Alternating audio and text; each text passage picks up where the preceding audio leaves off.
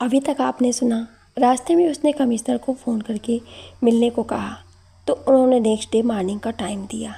सुवन यार, कैसे तेरे दिमाग में एक साथ इतना कुछ एक साथ चलता है। तेरे साथ रहकर बहुत कुछ सीखा है और बहुत कुछ सीखना है। विशु गाड़ी चलाते हुए बोला। सब तेरी कृपा है विशु, अगर तू ना होता तो मैं आज कुछ ना होता। सुवन ने सिगरेट जलाते हुए कहा। ना होता से तेरा क्या मतलब? यहाँ सुवन वहाँ विश, दोनों ही अधूरे हैं एक दूसरे के बिना, समझा तू? बातें करते करते दोनों घर जा पहुँचे। गाड़ी पोर्च में खड़ी करके दोनों अंदर पहुँचे तो दोनों ड्राइंग रूम में देखकर ठिठक गए और एक दूसरे का मुंह देखने लगे।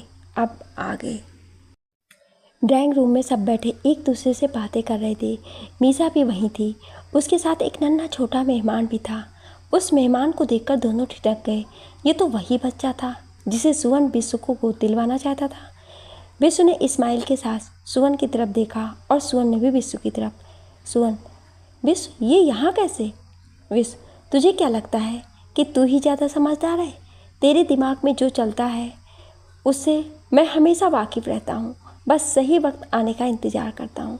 इतने साल से तेरे साथ हूँ, इतना तो साले तुझे जान ही गया हूँ कि तू यही चाहता था ना कि इस बच्चे को मैं गोद ले लूँ। तो ले, मैंने कर लिया। अरे यार बता तो देता, बिन बताए ही तूने। सुवन इतना ही बोल पाया।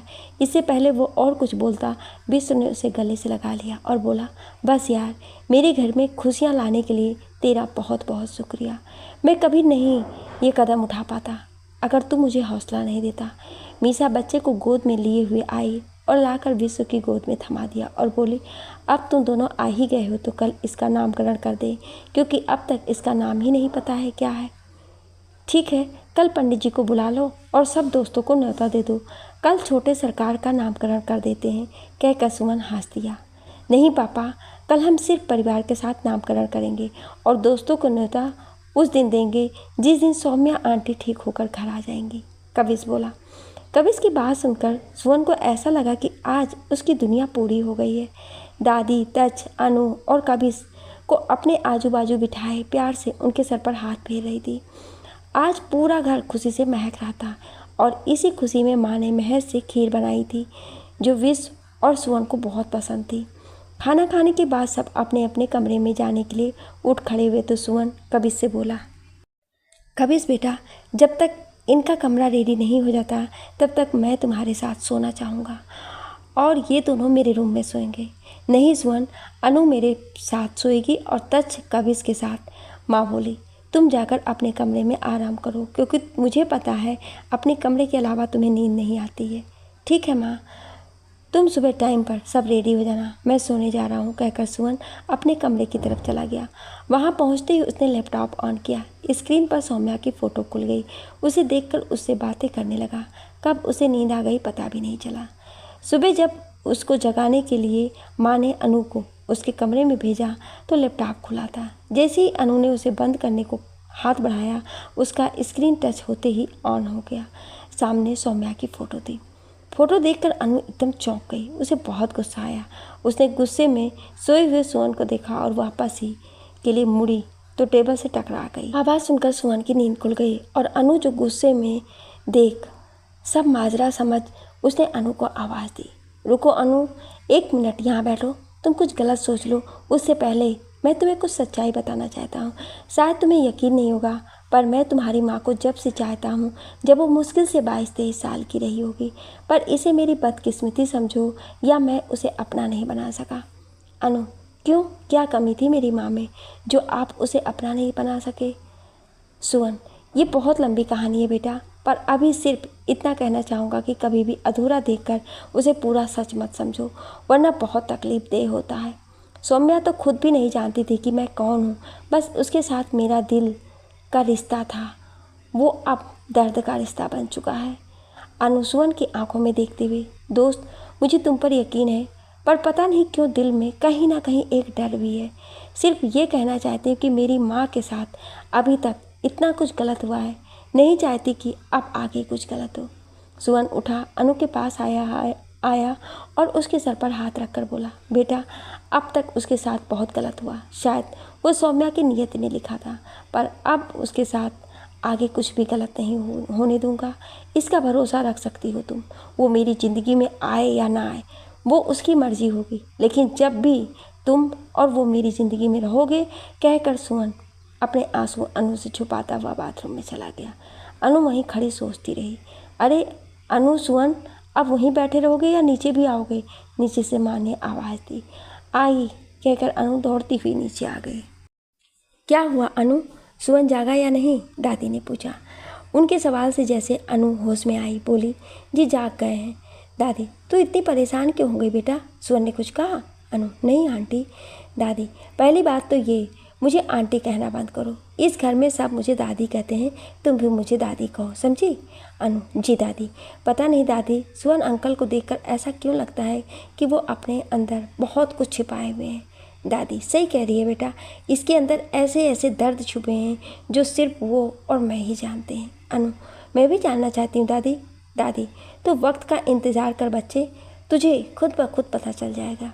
अनु, दादी, अगर अंकल मम्मी से प्यार करते थे तो उसे शादी क्यों नहीं कर पाए? क्या कमी थी मेरी माँ में? अनु ने दादी से सीधा सवाल कर डाला। दादी, बेटा, तुम्हारी माँ में या सुमन में कोई कमी नहीं थी, कमी किस्मत में थी। सौम्या सुमन की किस्मत में नहीं थी। एक्सीडेंट से ठीक होकर उठने के बाद सुमन ने सौम्या को हर जगह ढूंढा, पर वो कहीं नहीं मिली। 3 साल वो सिर्फ उसकी आंखों को तलाश कर रहा था जो उसने पट्टी के बीच से देखी थी। थक कर 3 साल के बाद मैंने उसकी अवंतिका के साथ शादी कर दी। अवंतिका को उसने सौम्या का सारा सच बता दिया था, जिस कारण अवंतिका ने भी सुमन को अपनाया नहीं। अनु, तो ये कभी उनका बेटा नहीं है? दादी, नहीं, कभी सुमन का बेटा है। सौभाग्य से ये उनकी गोद में आ गया, जिसके सहारे सुमन ने अपनी पूरी ज़िंदगी गुजारने का फैसला कर लिया। इतने में सुमन नीचे आया। महेश ने ब्रेकफास्ट लगा रखा था, वो भी ब्रेकफास्ट कर ही रहा था कि विश्व, मीसा और अपने बेटे के साथ आ गया। यहीं आजा, पहले नाश्ता कर लेते हैं, पंडित जी आते होंगे, सुमन ने विश्व को देखते हुए कहा। अरे ये पेटू घर से खाना खाकर निकला है, सुमन तू आराम से नाश्ता कर, मीसा ने 1 मिनट रुके बिना कहा। अगर खा कर आया हूँ तो क्या दोबारा नहीं खा सकता?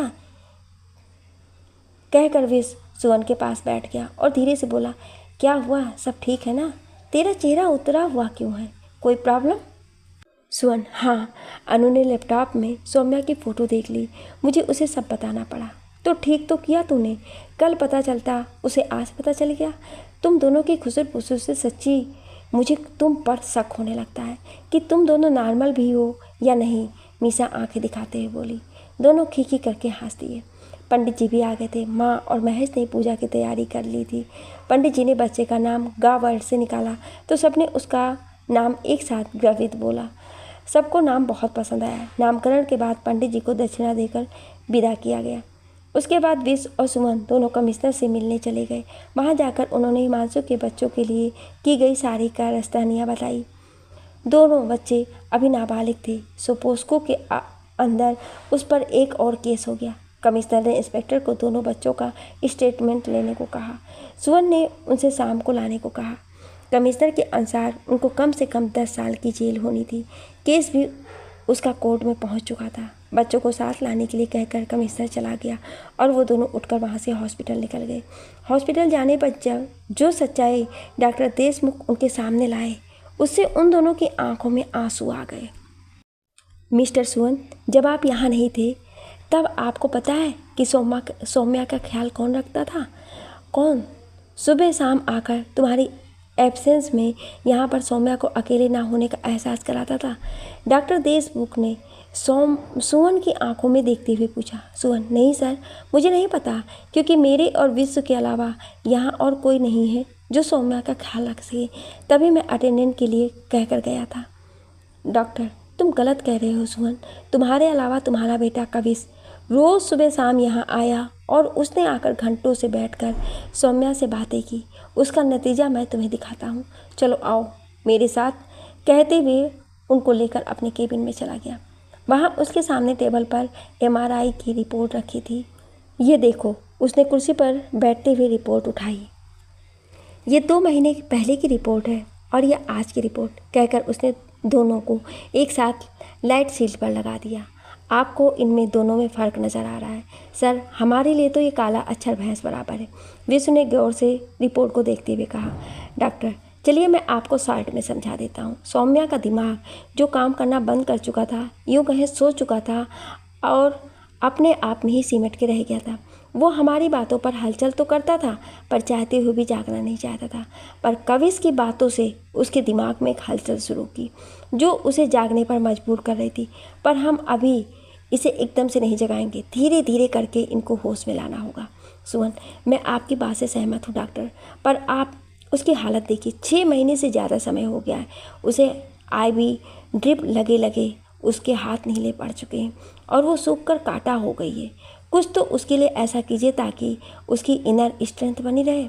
डॉक्टर, मैं मजबूर हूँ मिस्टर सुमन, मैं चाह कर भी उनके लिए कुछ नहीं कर सकता, और अगर मैं उनको झटके से एक ही बार में होश ले आया तो हो सकता है कि उसे ब्रेन स्ट्रोक हो जाए। इसलिए मैं यही चाहूँगा कि मैं उसे धीरे धीरे होश में लेकर आऊँ। आप कल दोपहर को उनकी बेटी को लेकर यहाँ आएंगे।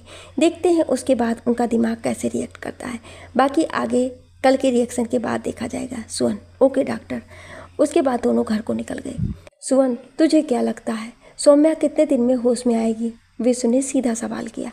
सुमन, मेरा बस चले ना तो मैं कल ही इसे होश में ले आऊँ, पर डॉक्टर देशमुख भी अपनी जगह ठीक है। कहीं ऐसा ना हो जल्दी होश में लाने के चक्कर में मैं उसे हमेशा के लिए खो दूँ। इसलिए थोड़ा सा सब्र से काम लेना पड़ेगा। यहाँ इतने दिन, वहाँ कुछ दिन और सही, कहकर सुमन सिगरेट पीने लगा। बात करते हुए दोनों घर पहुँचते हैं। दोनों बच्चों को रेडी होने को कह दिया था, सो दोनों रेडी बैठे थे।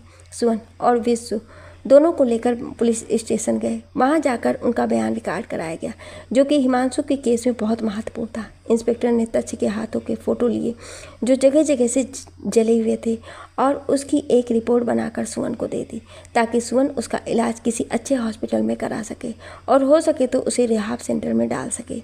अगले दिन सुमन अनु को लेकर हॉस्पिटल पहुंचा। उसके साथ कविश और विश्व भी था।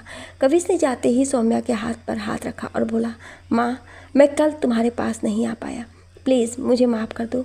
मैं कल अपने दोनों भाई बहन के साथ बिजी था, और पता, हमारे घर में एक छोटा मेहमान भी आया है। जब तुम जागोगी तब तुम्हें उससे मिलवाऊंगा। वो बहुत सुंदर है, बिल्कुल तुम्हारी तरह उसकी आँखें हैं। सुमन पीछे खड़ा उसकी बातें सुनकर रो रहा था। कविश ने सौम्या को कब अपनी माँ बना लिया उसे पता ही नहीं चला। फिर एकदम से रुककर अनु की तरफ देखा। अनु भी आश्चर्यचकित होकर उसे देख रही थी। ऐसे क्या देख रही हो, इधर आओ। उसने अनु को अपने पास बुलाया और बोला, देखो माँ, मैं तुम्हारे लिए इसे लेकर आया हूँ, मिलो, इसे पहचानो, कौन है ये? अनु 2 साल के बाद अपनी माँ से मिल रही थी। जैसे उसने अनु का हाथ पकड़कर सौम्या के हाथ के ऊपर रखा, सौम्या की सांस बढ़ गई और सामने मशीन ने इंडिकेटर देना शुरू कर दिया। दोनों बच्चे घबरा गए। सिस्टर जल्दी से डॉक्टर को बुला कर लाई। डॉक्टर देशमुख, मिस्टर सुमन, बच्चों को यहाँ लाने से पहले आपको कम से कम मुझे इन्फॉर्म तो करना चाहिए था, ताकि मैं यहाँ रहकर थोड़ा सा इनको संभाल लेता। जल्दी से सिस्टर ने इंजेक्शन दिया। सौम्या 5 मिनट के बाद नॉर्मल हो गई। वो बहुत कोशिश कर रही थी कि धीरे धीरे करके अपनी आँखें खोल सके, पर शायद दवाइयों का नशा था या उसके दिमाग उसे होश में आने नहीं देना चाह रहा था, जिस कारण वो आँखें नहीं खोल पा रही थी, पर उसके हाथ हलचल कर रहे थे। उसकी इस प्रोग्रेस पर डॉक्टर बहुत खुश था और बोला, अब आप दोनों बच्चे रोज़ यहाँ आओगे और आकर इनसे ऐसे ही बातें करोगे। आज सोमवार है, अगले सोमवार से पहले हमें इनको जगाना है, पर रोज़ ही ऐसे ही थोड़ा थोड़ा जागेगी, इसे घबराना मत, कहकर डॉक्टर ने सुमन के कंधे पर हाथ रखा और बाहर चला गया। सुमन सौम्या के पास आया और उसके माथे पर आए बालों को पीछे करता हुआ बोला, जागो सोमी, देखो तुम्हें अनु बुला रही है। तुम कहती थी मेरी अनु को एक बार मेरे पास ले आओ, अब मैं ले आया हूँ, लो संभालो अपनी अमानत, कहती वो फूट फूट कर रोने लगा। उसकी एक तरफ जाकर कविश खड़ा हो गया और दूसरी तरफ अनु, दोनों ने उसके कंधों पर हाथ रख दिए। कविश बोला, पापा जल्दी ही हम इनको घर लेकर चलेंगे, जहाँ इतना इंतज़ार वहाँ थोड़ा सा और। सुमन ने घूम के दोनों बच्चों को सीने से लगा लिया, इस बात से अनजान कि उनकी ये सब बातें सौम्या सुन पा रही है और वो अंदर ही अंदर उस चीज़ को महसूस कर रही थी। इंस्पेक्टर के कहने पर सुमन ने तच्छ को रिहैब सेंटर में एडमिट करा दिया। ताकि उसका ब्रेन नशे के इफेक्ट से क्लियर हो सके। विश्व ने शहर के सबसे नामी स्कूल गोइंका इंटरनेशनल में कविश का एडमिशन कराया। उसी में अनु और तक्ष का भी एडमिशन प्रोसेस में डाल दिया। 12वीं क्लास में एडमिशन लिया नहीं जाता था, इसलिए अनु को 1 साल पीछे करके 11वीं क्लास में करवाया गया। कविश और तक्ष दोनों को 10th के एग्ज़ाम देने थे। बच्चों को तो जैसे तैसे करके सुमन संभाल रहा था, पर अंदर ही अंदर वो खुद को टूटता हुआ महसूस कर रहा था। उसके पास जीने की सिर्फ एक वजह थी और वो थी सौम्या। और वो चाहता था सौम्या जितनी जल्दी ठीक हो कर बच्चों के पास घर आ जाए, उतना ही अच्छा है। आखिर वो दिन भी आ गया जिस दिन सौम्या को डॉक्टर की देख रेख में एक लंबी नींद से जागना था। उसके दिलों को धड़कन बेकाबू थी। पूरी रात सुमन ने पूरी रात जागते हुए पलकों में निकाली थी। उसकी आंखें रात भर जागने से लाल हो गई थी।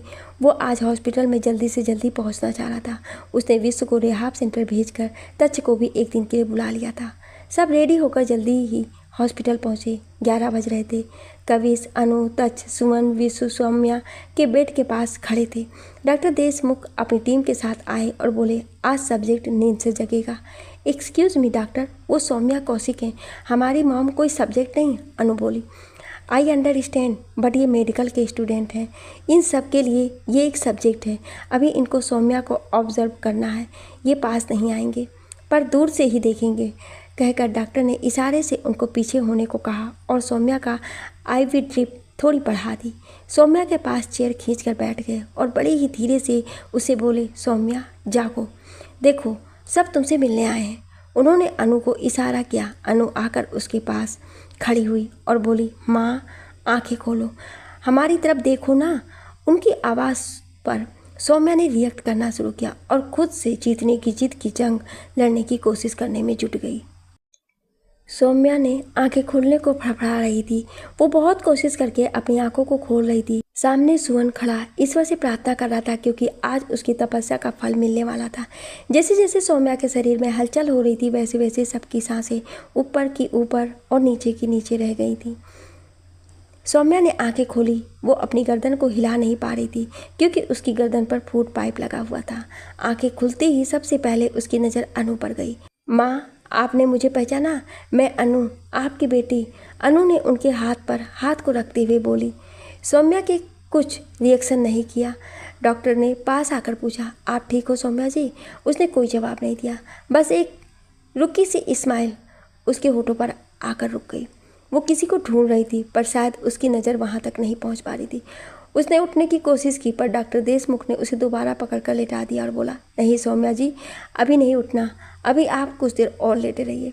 लेकिन वो लेटने को तैयार नहीं थी तो डॉक्टर ने उसका बेड को धीरे धीरे उसके सर की तरफ से ऊंचा कर दिया। जैसे ही उसकी नज़र सामने की तरफ गई, सामने सुवन को देखकर उसके चेहरे पर एक स्माइल आ गई। सब हैरानी से उसकी तरफ देख रहे थे क्योंकि शायद वो किसी को पहचान ही नहीं रही थी। लेकिन सुवन को देखकर, सुवन की तरफ देखकर जो उसका रिएक्शन था वो सभी को विचलित कर रहा था। उसने हल्की सी गर्दन हिलाकर अब उसे अपने पास बुला लिया। सुवन उसके पास आया, आकर कुर्सी पर बैठ गया और बोला, हाँ बोलो सोमी, क्या हुआ? सौम्या ने एक डरी हुई आवाज़ से अपने चारों तरफ देखा। सुवन, घबराओ मत, यहाँ सब अपने हैं सोमी। इससे पहले वो कुछ और कह पाता, डॉक्टर देशमुख ने पीछे से उसके कंधे पर हाथ रख दिया और उसे कुछ भी बोलने से मना कर दिया। वो बोलना चाह रही थी लेकिन उसकी आवाज़ नहीं निकल पा रही थी, जिस कारण वो परेशान हो रही थी। डॉक्टर पहले से ही पूरी तैयारी किए बैठे थे। जैसे ही उसने बोलने की कोशिश की, डॉक्टर ने उसको दोबारा नींद का इंजेक्शन दे दिया।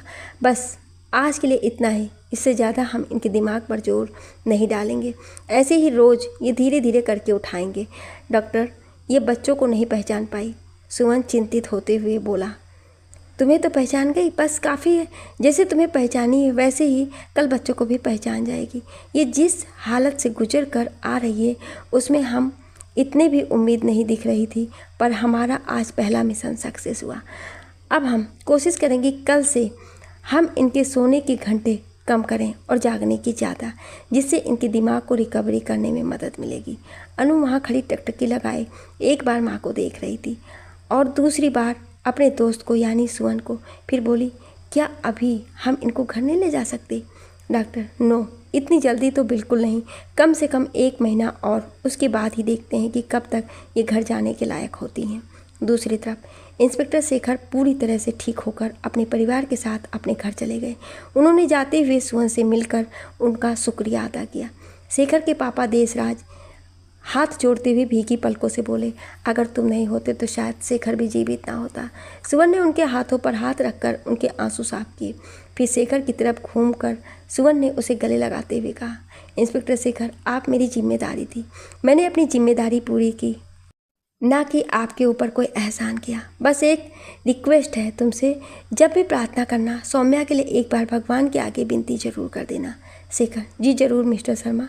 सुवन, कभी भी तुम्हें किसी भी चीज़ की ज़रूरत हो मेरे पास चले आना, कहकर उन्होंने शेखर से हाथ मिलाया और वहाँ से निकल गया। विश्व को सारा बिजनेस कुछ दिन के लिए संभलवा कर सुवन सारा दिन सौम्या के पास हॉस्पिटल में रहता था, क्योंकि डॉक्टर ने उसके सोने के घंटे कम करने शुरू कर दिए थे और जागने के बाद उसके पास परिवार का कोई ना कोई सदस्य होना जरूरी होता था। सौम्या को स्पेशल वार्ड में शिफ्ट किया गया था। यहाँ वो हर पल डॉक्टर देशमुख की नज़रों के सामने रहती थी। सुवन दिन भर उसके पास बैठा उससे बातें करते रहता था। शाम को बच्चे भी कुछ देर के लिए आ जाते थे तो उस वार्ड की रौनक ही कुछ और होती। सौम्या धीरे धीरे अच्छा नॉर्मल बिहेव करने लगी। एक दिन डॉक्टर सौम्या का चेकअप कर रहा था। सुवन उसके सामने खड़ा था। सुवन की तरफ देखते हुए उसे आंख मार दी। सुवन शर्मा कर रह गया। डॉक्टर बोला, सौम्या जी, आप इनको जानते हो? सौम्या, हाँ जी बिल्कुल, ये वही लड़का है जिसकी मैंने कुछ साल पहले अच्छे से मदद की थी। सुवन एकदम चौंक गया, क्योंकि ये बात माँ और विश्व के सिवा किसी को नहीं बताई थी। डॉक्टर, तो तुम उससे दोबारा मिली या नहीं? सौम्या, नहीं मिल पाई सर, क्योंकि जब मैं उससे मिलने गई तब तक वो डिस्चार्ज हो गया और मेरी शादी हो गई थी। Doctor, very good progress Saumya.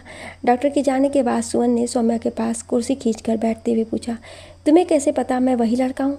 मैंने तो तुम्हें कभी डायरेक्ट बताया ही नहीं। सौम्या ने उसका हाथ पकड़कर पलटी किया। उस पर बोल्ड लेटर में एसपी लिखा हुआ था। मैंने इससे पहचाना क्योंकि जब मैं तुम्हें हॉस्पिटल लेकर गई थी, उसके बाद मिलने अंदर गई तो तुम्हारे पूरे मुंह पर जख्म होने के कारण बैंडेज थी। तुम्हारी सिर्फ नीली गहरी आंखें ही दिख रही थी। उसी बीच मेरी तुम्हारे हाथ पर नज़र गई। तुम्हारे हाथ के ऊपर एसपी लिखा हुआ था। इसी से मुझे पता लगा कि तुम वही हो। सुवन एकदम चुप हो गया और बड़ी गौर से सौम्या की तरफ देखने लगा। डॉक्टर रिकॉर्ड रूम में स्क्रीन के सामने बैठा सारी बातें देख और सुन रहा था और मंद मंद मुस्कुरा रहा था।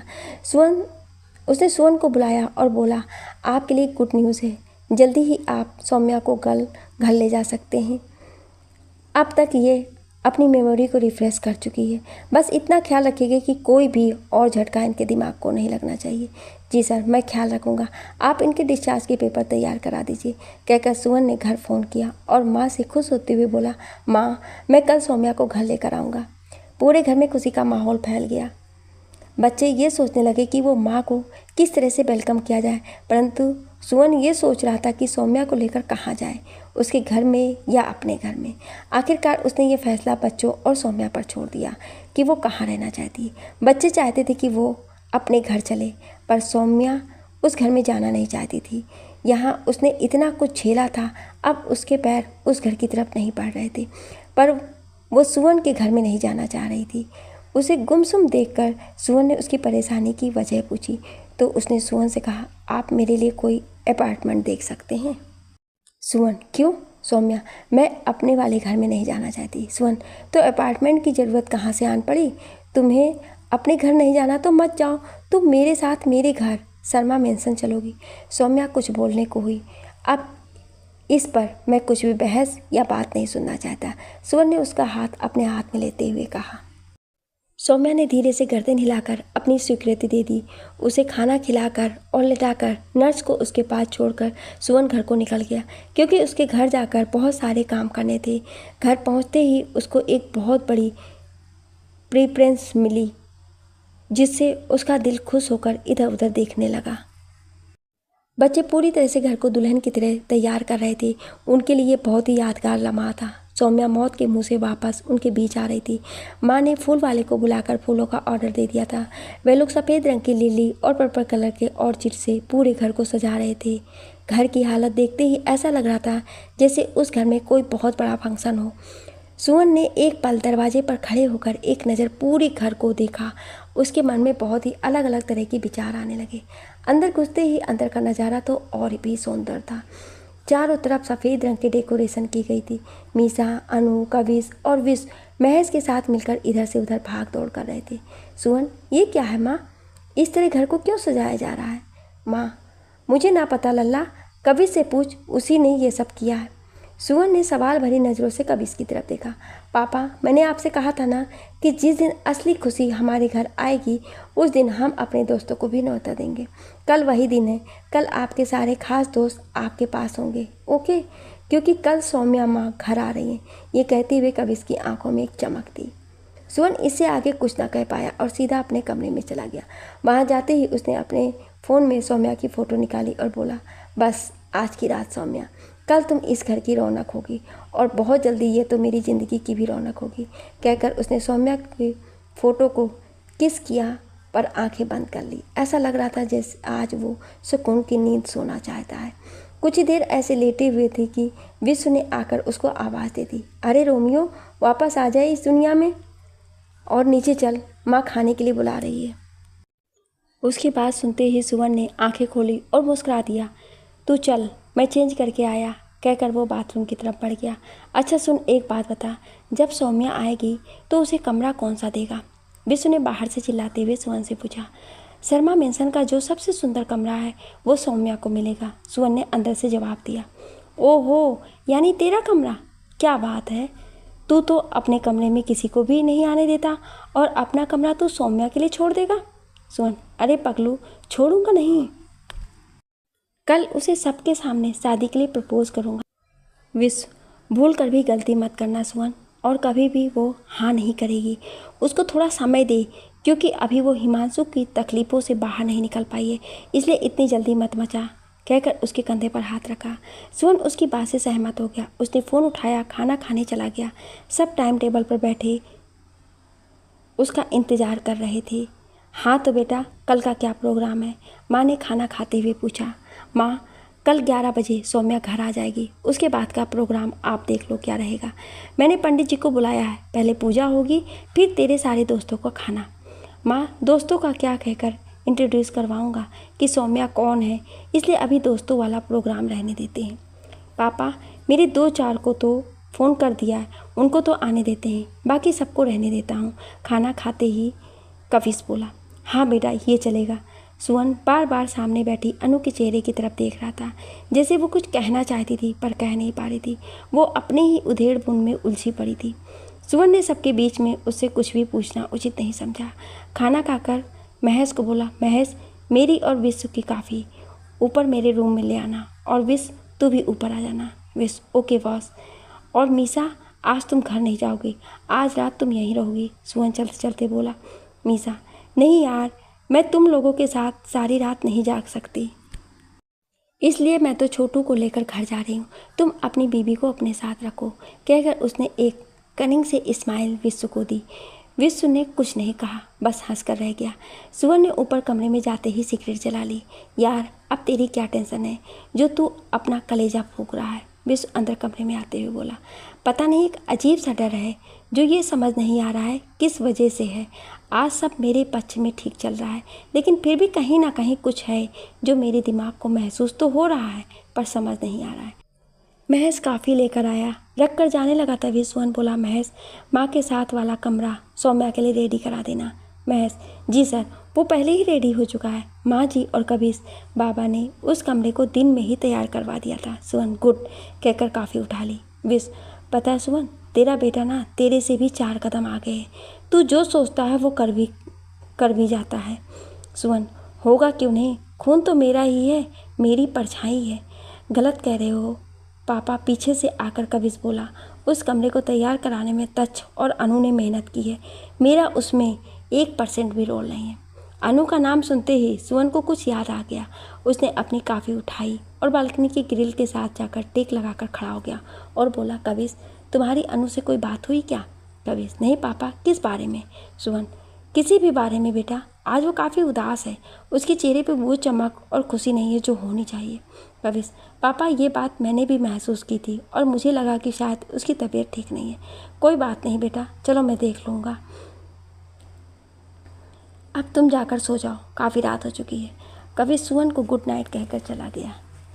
तुझे क्या लग रहा है सुमन, अनु को क्या हुआ होगा? मैं नहीं जानता विश, लेकिन उसके दिमाग में कुछ ना कुछ चल रहा है जिसे वो किसी से भी कह नहीं पा रही है।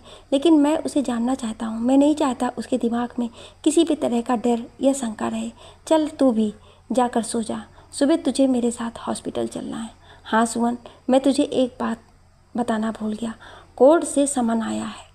3 दिन के बाद हमारी कोर्ट में पेशी है, विश्व बोला। सुमन, कौन से केस की? विश्व, हिमांशु की भाई। उसके अलावा आज तक और कहीं गुंडागर्दी की है कहाँ? उसी के चलते तो हम शरीफ लोग गुंडे बन गए। सुमन, शरीफ लोग? वाह, शराफत तो तेरे चेहरे से टपक टपक रही है। कहकर दोनों हंसने लगे। काफ़ी ख़त्म होते ही विश्व ने अपना फ़ोन उठाया और जाकर सुमन के बेड पर पसर गया। सुमन वहीं खड़ा आसमान में खिले पूरे चांद की तरफ देख रहा था। तभी उसे चांद की रोशनी में एक परछाई नजर आई। उसे ऐसा लगा कि टेरेस पर कोई है। उसे घड़ी में टाइम देखा, रात के 2 बज रहे थे। इस वक्त छत पर कौन होगा और क्या कर रहा होगा? यही सोचते हुए उसने विश्व की तरफ देखा। वो गहरी नींद में सो चुका था। उसने चुपचाप अपने बेड के साइड में से रिवॉल्वर निकाली और उसे अपनी पॉकेट में डाल ली। दबे पांव टेरेस की तरफ बढ़ गया। सुमन ने मोबाइल की लाइट जलाकर चारों तरफ देखा। छत पर उसे कोई नजर नहीं आया। उसने एक एक कोना छान मारा पर वहाँ कोई नहीं था। ऐसा कैसे हो सकता है? यहाँ कोई तो था जिसे मैंने देखा था और इतनी जल्दी वो नीचे नहीं जा सकता है। होना उसे यहीं चाहिए। अपने आप से बतियाते हुए सुमन ने फिर ढूंढना शुरू किया। तभी उसे बड़े से पाम के पौधे के पीछे से हल्की सी फुसफुसाहट सुनाई दी। उसने टार्च की लाइट उधर की तो वहाँ अनु अपने घुटनों पर बाजू फोल्ड करके अपना सर रखकर बैठी हल्की हल्की आवाज़ में रो रही थी। सुमन भाग के उसके पास पहुँचा, उसके पास बैठ गया और बोला, अनु क्या हुआ मेरा बच्चा? किसी ने कुछ कहा क्या? क्यों रो रहा है बेटा, बता। अनु ने मुंह ऊपर किया तो आज वो बिल्कुल सौम्या की कॉपी लग रही थी। रोते रोते उसकी आंखें लाल हो चुकी थी और मुंह भी लाल था। वो बस उसकी तरफ देखकर सिसक कर रोती हुई बोली, कुछ भी नहीं। सुमन, बोलो बेटा, क्या हुआ? तच से झगड़ा हुआ या कभी इसने कुछ कहा? अनु, नहीं, किसी ने मुझे कुछ नहीं कहा है और ना ही मेरे से किसी ने कुछ हुआ है दोस्त। सुमन, फिर तुम रो क्यों रहे हो? बच्चे, मेरा दिल बैठा जा रहा है। बेटा बताओ तुम्हें क्या हुआ? सुमन बेचैनी से उसकी तरफ देखते हुए बोला, दोस्त तुम मेरे अच्छे दोस्त हो ना, बस मेरी एक बात मानोगी प्लीज़? कहते हुए अनु ने सुमन की दोनों हाथों पर अपने हाथ रख दिए। सुमन, हाँ बेटा ज़रूर मानूंगा, बताओ। आप कभी मेरे पापा मत बनना। अनु के ये शब्द सुनकर सुमन अंदर तक हिल गया। खुद को संभालते हुए बोला, क्यों बेटा, मैंने कुछ किया क्या? मुझे पापा शब्द से नफरत है। जब भी कोई मुझे पापा के लिए कुछ भी कहता है तो मेरे अंदर एक अजीब सी खौफ फैल जाता है और मुझे ऐसा लगता है जैसे मैं दोबारा से उन्हीं सबसे गुजर रही हूँ जिस दौर से मैं पहले गुजर चुकी हूँ। प्लीज़ मुझसे प्रॉमिस करो। कहते कहते अनु फूट फूट कर रोने लगी। सुन उसका दर्द समझ और महसूस भी कर रहा था और उसके साथ साथ वो भी रो रहा था। ठीक है बेटा, मैं कभी तुम्हारा पापा नहीं बनूंगा जब तक तुम खुद से नहीं कहोगी। हाँ, ज़िंदगी भर तुम्हारा दोस्त बना रहूँगा, ये वादा ज़रूर कर सकता हूँ। अपने आंसू रोकते हुए सुमन बोला, थैंक यू दोस्त। कहते हुए सुमन के गले लग गई और बिलक बिलक कर बच्चों की तरह रोने लगी। सुमन उससे चुप करा रहा था। अंदर ही अंदर वो भी खून के आंसू रो रहा था। एक बार फिर उसकी खुशियाँ उसके पास आकर दरवाजे से लौट गई। लेकिन उसने वादा कर चुका था, इसलिए वो सौम्या से शादी नहीं करेगा, लेकिन सौम्या को उस घर से जाने भी नहीं देगा, ये उसने सोच लिया था। अनु को चुप कराकर नीचे लेकर आया और बोला, अब तुम जाकर सो जाओ बेटा, कल सुबह तुम्हें सौम्या के वेलकम के लिए रेडी रहना है। उसे दादी के कमरे के बाहर छोड़कर वो अपने कमरे में चला गया। कमरे में विश्व घोड़े बेचकर सो रहा था। उसने चुपचाप से अपना फ़ोन रखा और वॉशरूम में चला गया। वहाँ जाकर शॉवर के नीचे खड़ा होकर दिल खोल कर रोया। जब तक उसके सारे आंसू ख़त्म नहीं हो गए तब तक वो बाथरूम से बाहर नहीं आया। अपने दिल को तसल्ली देकर बाहर आकर वो बालकनी में जाकर सिगरेट जलाकर बैठ गया। भीगी आंखों से उसने आसमान की तरफ देखा और बोला, भगवान कोई बात नहीं, जितने इम्तिहान लेने हैं और ले लो, मैं कभी हार नहीं मानूंगा और ना ही तुझसे कभी शिकायत करूंगा। बस अपना हाथ ऐसे ही यहाँ पर बनाए रखना, यही कहूँगा। पीछे खड़ा विश्व उसकी बातें सुन रहा था। उसके पास आया और बोला, क्या हुआ, आज भगवान से अकेले में बातें क्यों? कुछ नहीं यार, बस दिल भर गया तो सोचा आज थोड़ा सा उससे भी बतिया लूँ, कहकर वो नीचे देखने लगा। विश्व, तुझे पता है सुमन, तुझे झूठ बोलना नहीं आता है, इसलिए क्या बात है मुझे साफ साफ बता। उसका इतना ही कहते ही सुमन फूट पड़ा। जो आंसू अंदर वो रोकर ख़त्म करके आया था, वही आंसू दोबारा निकल आए। रोते रोते उसने सब बातें विश्व को बताई। उसकी बातें सुन विश्व भी बेचैन हो गया। फिर खुद को थोड़ा सा स्थिर किया और बोला, तू परेशान मत हो, उसे कुछ समय दे। वो जिस स्थिति से गुजरी है उसके बाद वो अपनी जगह ठीक है। थोड़ा सा समय दे, वो ज़रूर सब अपना लेगी। इतना कहूँगा, अभी जल्दबाजी मत करना, वरना सब अपने हाथों से खो देगा। देख विशु, मैं तो सब कुछ पहले से ही खो बैठा हूँ। अपने खाली हाथ विशु की तरफ करते हुए सुवन बोला, मैं बहुत खुश था कि कल सौम्या आएगी तो मैं उसके साथ नई ज़िंदगी की शुरुआत करूँगा। हाँ तो तू करना, तुझे किसने मना किया है? तू तू सौम्या के साथ नई ज़िंदगी की शुरुआत भी करेगा और उसे अपनाएगा भी, लेकिन इतनी जल्दी नहीं, थोड़ा रुक कर। एक बात याद रख, वो तेरी है और तेरी ही रहेगी, लेकिन बच्चों को थोड़ा टाइम दे। तू समझ रहा है मैं क्या कह रहा हूँ? अनु को अपने ऊपर विश्वास बना देगी। सब पापा हिमांशु जैसे नहीं होते, कुछ अच्छे भी होते हैं और तू उनमें से है, कहकर विश्व ने उसे तसल्ली दी। चल अब सो जा, 4:30 बज गए, सुबह तुझे जल्दी उठकर बाकी काम भी निपटाने हैं, कहकर विश्व ने उसका हाथ पकड़ा और उसे जाकर बेड पर लिटा दिया। विश्व, कभी कभी सोचता हूँ तू ना होता तो मेरा क्या होता। अबे साले, मैं ना होता तो कोई और होता, कहकर विश्व हंस दिया। अब तू सो जा, बहुत रातें जागते हुए गुजारी है, अब सुकून की आने वाली है, इसलिए सो जा, कहकर विश्व ने लाइट बंद की और खुद जाकर बालकनी में खड़ा हो गया। उसके दिमाग में सुवन की कही एक एक बात घूम रही थी और वो वहाँ उनका हल निकालना चाहता था। इन दोनों की दोस्ती जय वीरू वाली थी कि दर्द एक को होता है और उसका एहसास दूसरा झेलता है। सोचते सोचते विश्व को शायद कोई रास्ता मिल गया। उसके चेहरे पर एक स्माइल आ गई और वह चुपचाप जाकर लेट गया। जैसे ही सुबह हुई, पूरे घर में हलचल मची हुई थी। सुवन गहरी नींद में सो रहा था। कबीर ने आकर उनको जगाया और बोला, पापा 11 बज गए हैं, उठिए, आपको आज बहुत से काम करने हैं। कहते हुए उसने उनके पास आकर हिलाया। उसकी आवाज़ सुनकर हड़बड़ा कर सुवन उठ गया और बोला, बस बेटा 10 मिनट में नीचे आता हूँ। पता नहीं इतनी देर तक कैसे सोता रह गया मैं। खुद में बोलते हुए सुवन वॉशरूम में चला गया। जल्दी जल्दी रेडी होकर नीचे की तरफ बढ़ा। अभी सीढ़ी उतर ही रहा था कि उसके पैर नीचे का नज़ारा देखकर वहीं रुक गए और जैसे ही उसने सोफे की तरफ देखा, हक्का बक्का रह गया। सामने सोफे पर सबके साथ सौम्या पिंक साड़ी में बैठी थी। उसे देखकर ऐसा लग रहा था जैसे सेमल के फूल को ओस की बूंदों ने ढक लिया हो।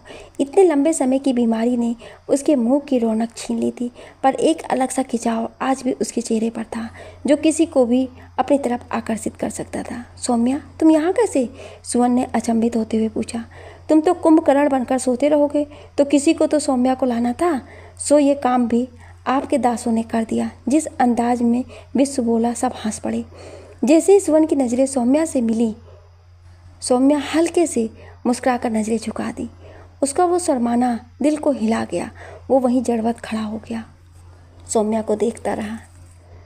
अब यहीं खड़ा रहेगा या पूजा भी शुरू करवाएगा? पंडित जी कब से बैठे तेरा इंतजार कर रहे हैं, कहते हुए माँ उठी और मंदिर में जाकर पूजा का सामान उठाकर महज को पकड़ाने लगी। पूजा में सौम्या के साथ तच, अनु और कबीर बैठे थे और बाकी सब सामने। सुवन की नज़रें सौम्या की तरफ ऊपर से हटी नहीं रही थी। वो एक टक लगाए सौम्या को देखे जा रहा था। विश्व ने कोहनी मारी और बोला, बस कर यार, आंखों से ही क्या खा लेगा? उसकी बात सुन झेप कर सुवन नीचे देखने लगा। सब कुछ बहुत अच्छे से निपट गया। रात को डिनर करके सब दोस्त अपने अपने घर को रवाना हो गए। आज अनु सौम्या की कमरे में शिफ्ट हो गई। पूरी रात वो सौम्या से बातें करती रही। अगले दिन सुबह शर्मा मेंशन का पूरा माहौल ही बदला हुआ था। डॉक्टर ने सौम्या को ज़्यादा घूमने से मना किया था, फिर भी वो धीरे धीरे करके पूरे घर घूम घूम कर देख रही थी।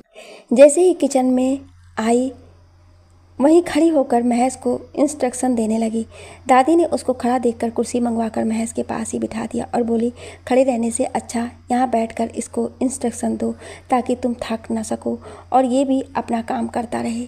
बच्चे सुबह उठकर रेडी होकर नीचे आए। संडे के कारण उनको स्कूल नहीं जाना था तो सब एक साथ बैठकर ब्रेकफास्ट करने लगे। माँ, बस आपने बनाया है? अनु ने पूछा। नहीं बेटा, मैंने नहीं बनाया है, महज अंकल ने बनाया है, मैंने तो सिर्फ बताया है। अनु सौम्या से जितना बोलने की कोशिश कर रही थी, तच उतना ही चुप चुप सौम्या की तरफ देख रहा था। उसी नज़रों में शिकायतें थीं, पर वो किसी को जाहिर नहीं कर रहा था। ये बात सुवन ने कल भी नोटिस किया था, पर वो कल उसे कुछ बोलना नहीं चाह रहा था। तच तुम ब्रेकफास्ट करके ज़रा मेरे पास आना, मुझे तुमसे कोई काम है। सुवन नाश्ता करते हुए बोला। कहाँ? नपे तुले शब्दों में तच ने जवाब दिया। नीचे मेरे ऑफिस में, सुवन बोला। हाँ कहकर तच नाश्ता करने लगा। नाश्ते के बाद सुवन जाकर ऑफिस में कुर्सी पर बैठ गया और अपनी फाइलें देखने लगा। तच उसके सामने आकर बैठा और बोला। हाँ जी। सुवन, बेटा एक बात बताओ, तुम सौम्या से बात क्यों नहीं करते या उससे इतने कटे कटे क्यों रहते हो? क्योंकि मुझे किसी से बात करना पसंद नहीं। क्यों? बस मेरा मन नहीं करता है। आपको करनी है तो आप करो और मुझे आप फोर्स मत करो, कहकर तच वहाँ से उठकर चल दिया। सुवन से जाते हुए देखता रहा, कुछ नहीं बोला। 2 दिन बाद हिमांशु के केस की सुनवाई थी। सुवन और विश्व दोनों वहाँ जाते हैं। उन्होंने अपने स्टेटमेंट कोर्ट में रिकॉर्ड करवाए। अगली सुनवाई 2 दिन बाद थी, जिसमें उनको तच, अनु और सौम्या को लेकर जाना था। सुवन सौम्या को अपने साथ नहीं ले जाना चाहता था, पर कोर्ट का प्रेशर था, सो डॉक्टर को भी परमिशन देनी पड़ी और पुलिस प्रोटेक्शन के साथ वो सौम्या को वहाँ लेकर के गया। सौम्या को देखते ही हिमांशु भड़क गया और बोला, तू जैसी औरत इसी लायक होती है। और उसके वकील से सारी अदालत के सामने उल्टा सौम्या पर ही चरित्रहीनता का इल्जाम लगाना शुरू कर दिया।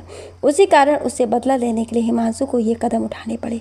उसका वकील बोले जा रहा था। सौम्या उसकी बातों से परेशान हो गई और वो वहीं विटनेस बॉक्स में बैठ गई और रोने लगी।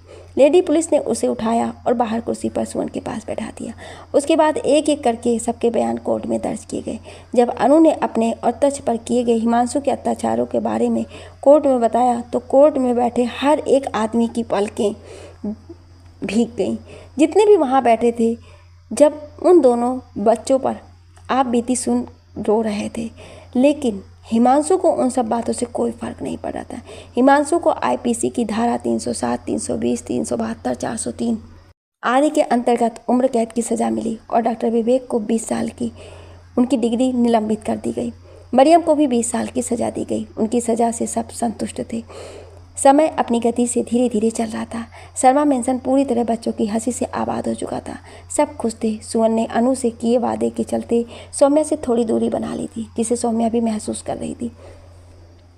एक रात खाना खाकर सुवन ऊपर छत पर चला गया और वहाँ झूले पर बैठकर सिगरेट पीने लगा।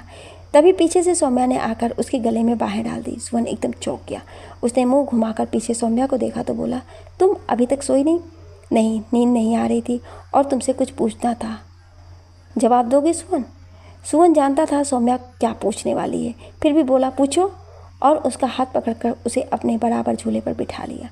तुम आजकल मुझसे इतना कटे कटे क्यों रहते हो? क्या प्यार कम हो गया है क्या, कि कोई और बात है? सुवन 1 मिनट के लिए चुप हुआ। उसने आसमान की तरफ देखा और बोला, सौम्या, प्यार कभी कम नहीं होता, वक्त के साथ बढ़ता है और हमारा प्यार वही नहीं जो कुछ दिन के बाद कम हो जाए।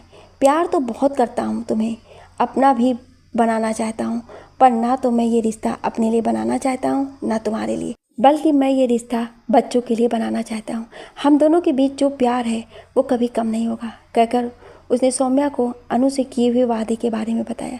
सौम्या कुछ नहीं बोली और रोते रोते उठकर सुवन के गले लग गई। सुवन प्यार से उसका सर सहलाता रहा और बोला, इस दिल में कल भी तुम थी, आज भी हो और कल भी रहोगी। तुम्हारी सिवा इसमें कोई भी नहीं आएगा। मुझ पर तुम्हारा हक हमेशा रहेगा। अब तुम रोना बंद करो और जाकर सो जाओ। सौम्या ने बिना कुछ बोले पनीली आंखों से उसकी तरफ देखा और चुपचाप नीचे चली गई। सुवन भी वहीं झूले पर बैठा सिगरेट फूंकता रहा। वक्त का पहिया घूमता रहा। सुवन और सौम्या पर भी उम्र अपना पंजा जमा चुकी थी। बालों की सफ़ेदी उन दोनों को और भी खूबसूरत बना रही थी। 10 साल बाद आज अनु अमेरिका के एक अच्छे कॉलेज में मनोचिकित्सक की पढ़ाई पूरी करके इंडिया लौट रही थी। तच और कविश पहले ही ब्रिटेन में IFM बिजनेस स्टडी से MBA करके इंडिया वापस आकर सुवन के साथ बिजनेस से उसके साथ जुड़ गए थे। अनु को लेने के लिए सुवन, सौम्या और विश्व तीनों एयरपोर्ट गए। जैसे ही अनु एयरपोर्ट से बाहर आई, आते ही उन दोनों के गले लग गई और सुवन की तरफ अपनी डिग्री बढ़ाते हुए बोली, थैंक्स दोस्त पापा। सुवन उसके मुंह से पापा सुनकर एकदम चौंक गया और उसे खींचकर गले से लगा लिया और बोला, बेटा कितना तरसा है तेरे मुंह से ये शब्द सुनने को, तू सोच भी नहीं सकती है। जानती हूँ पापा, आपके सारे सेक्रीफाइस, और एक ही बात याद है मुझे। अरे अब यहीं खड़े रहोगे या घर भी चलोगे, कहकर विश्व अनु का सामान उठाकर गाड़ी में रखने लगा। आज शर्मा मेंशन दुल्हन की तरह सजाया था। अपने तीनों बच्चों को सेटल होने की खुशी में सुवन ने एक बहुत बड़ी पार्टी रखी थी। सुवन ने ग्रे कलर का 3 पीस सूट पहना था और सौम्या ने ब्लैक कलर की साड़ी। हल्के मेकअप और डायमंड सेट उसकी खूबसूरती और बढ़ा रहा था। पार्टी में शहर का हर वो इंसान आया था जो उसका अजीज था या जिसे वो जानता था। सब वहाँ खा पी और मज़े कर रहे थे और सुवन को उसके बच्चों के लिए बधाई दे रहे थे। तभी सारी लाइट्स बंद हो गई। स्टेज पर स्पॉटलाइट जल पड़ी और वहाँ से आवाज़ आई, अटेंशन प्लीज़। आवाज़ अनु की थी। आवाज़ सुनते ही सबका ध्यान स्टेज की तरफ चला गया। अनु बोली, पार्टी में आए हर शख्स का मैं दिल से शुक्रिया अदा करता हूँ कि आप सब हमारी खुशियों के साझी बने। इस खुशी के मौके पर आज मैं आपके साथ हम तीनों की खुशी मैं बांटना चाहती हूँ। इस इंसान को स्टेज पर बुलाना चाहती हूँ जिसकी वजह से हम तीनों आज इस लायक बने हैं। प्लीज़ आप दोनों स्टेज पर आएँ, कहकर उसने सौम्या और सुमन की तरफ इशारा किया। सुवन और सौम्या एक दूसरे की तरफ देखे। सुवन ने जैसे ही विश्व की तरफ मुंह घुमाया, उनके मुंह पर एक हल्की सी कुटिल स्माइल थी। सुवन समझ गया कि विश्व इसके बारे में पहले जानता था। सुवन सौम्या के साथ स्टेज की तरफ बढ़ गया। जाते ही अनु और कविश ने उन दोनों का हाथ पकड़ा और स्पॉटलाइट के नीचे लेकर आ गई। तीनों बच्चे उनके आसपास उनका हाथ पकड़े खड़े थे। उन दोनों का हाथ पकड़े पकड़े अनु बोली, लोग कहते हैं कि भगवान आसमान में रहते हैं, लेकिन मेरा भगवान ये मेरे सामने खड़ा है।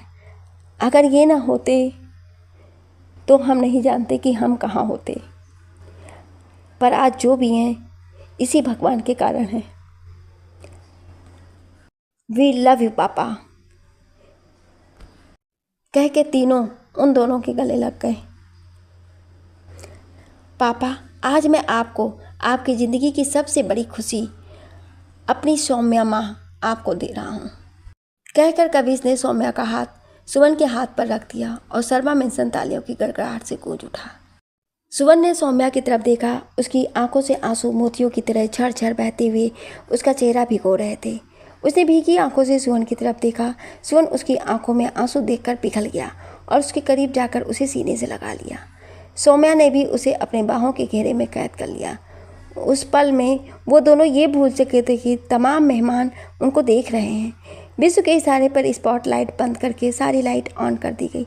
दोनों झेप कर पीछे हट गए। आज दोनों खुश थे कि उनको उनकी तपस्या का फल मिल गया। उम्र के जिस दौर में लोग जीने की उम्मीद छोड़ देते हैं, आज वो दोनों उस दौर में एक नई ज़िंदगी की शुरुआत कर रहे थे। आज उनके सच्चे प्यार को एक नया नाम मिला था जिसे शादी कहा जाता है। किसी ने सही कहा है, प्यार देने का नाम नहीं, लेने का भी नाम नहीं, बस निभाने का एक जज्बा होता है। जो निभा गया वही बस अपना होता है। दोस्तों, सौम्या और सुवन के मिलन के साथ मैं अपनी कहानी को विराम दे रही हूँ। इन दोनों ने अपनी ज़िंदगी में इतने उतार चढ़ाव देखे जिनमें मुमकिन नहीं था कि ये दोनों मिल पाते, लेकिन पूरी कायनात उनके साथ थी उन दोनों को मिलवाने में। तो मेरी क्या विसात कि मैं उन दोनों को अलग कर पाती। आज वो दोनों अपने सच्चे प्यार और विश्वास के साथ पूर्ण हुए। इन दोनों के मिलन के साथ मैं इस कहानी का एक सुखद अंत कर रही हूँ। आप सभी लोगों का इस कहानी को इतना प्यार देने के लिए बहुत बहुत धन्यवाद। लिखने और बोलने में कोई त्रुटि हुई हो उसके लिए क्षमा प्रार्थी हूँ। आपको ये कहानी कैसी लगी हमें कमेंट करके ज़रूर बताएं और ऐसी ही कहानियाँ सुनने के लिए हमारे चैनल को सब्सक्राइब ज़रूर करें। Thank you.